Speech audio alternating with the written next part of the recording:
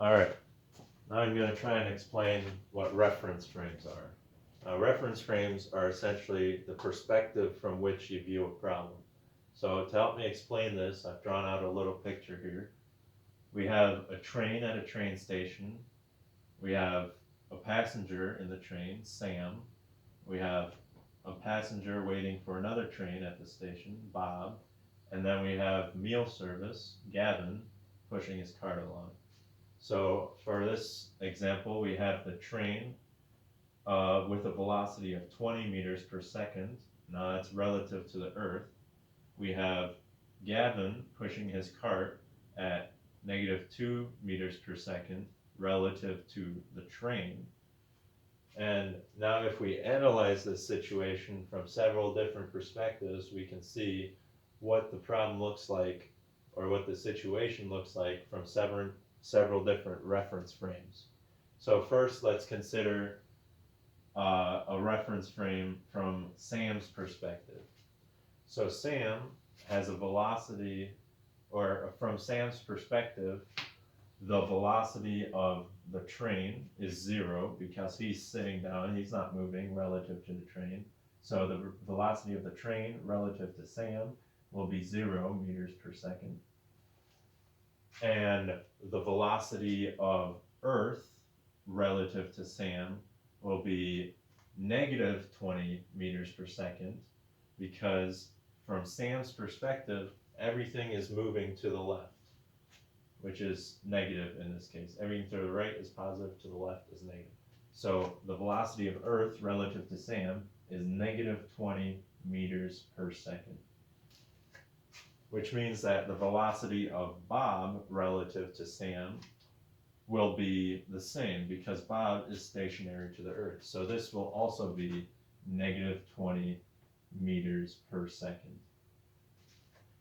Finally, the velocity of Gavin relative to Sam will be -2 meters per second because Gavin is pushing his cart at -2 meters per second relative to the train.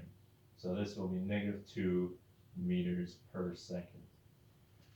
So that's what Sam's seeing. Now if we consider what Bob is seeing, Bob sees this whole thing a little differently. For Bob, the velocity of Earth relative to him is 0 because he's standing at the station, he's not moving around. So that will be 0 meters per second.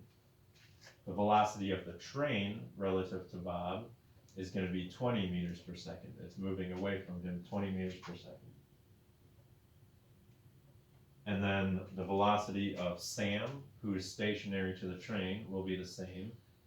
So that will also be 20 meters per second.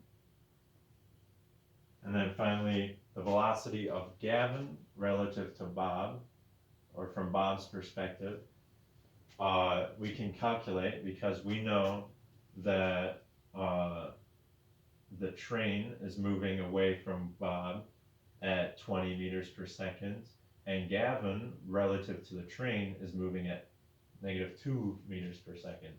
So the velocity of Gavin relative to Bob will be 20 meters per second, the speed of the train,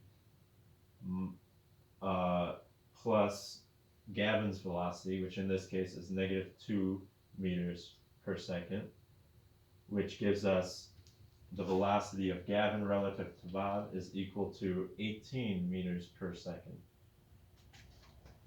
18 meters per second. All right, so that's Bob's perspective. Now from Gavin's perspective, we'll have the velocity of Earth, which we can calculate because we know the velocity of train is 20 meters per second, and we can add Gavin's velocity relative to the train, which is -2 meters per second. We come out to the same thing as we did for Gavin's velocity relative to Bob, which will be, in this case, 18 meters per second. Now that's the velocity of Earth from Gavin's perspective, which actually this will be -18 meters per second, because for Gavin, everything is still moving out of the scene to the left. And for Gavin, the velocity of the train, is actually positive 2 meters per second, because relative to Gavin, the train is moving to the right. So this will actually be positive 2 meters per second. The velocity of Bob relative to Gavin is going to be the same as the velocity of the Earth relative to Gavin, because Bob is stationary to the Earth. So this again is negative 18 meters per second. And then finally we have the velocity of Sam relative to Gavin, which from Gavin's perspective, if you imagine, Sam is actually moving to the right. He's getting closer, which means that Sam's velocity relative to Gavin will actually be positive 2 meters per second.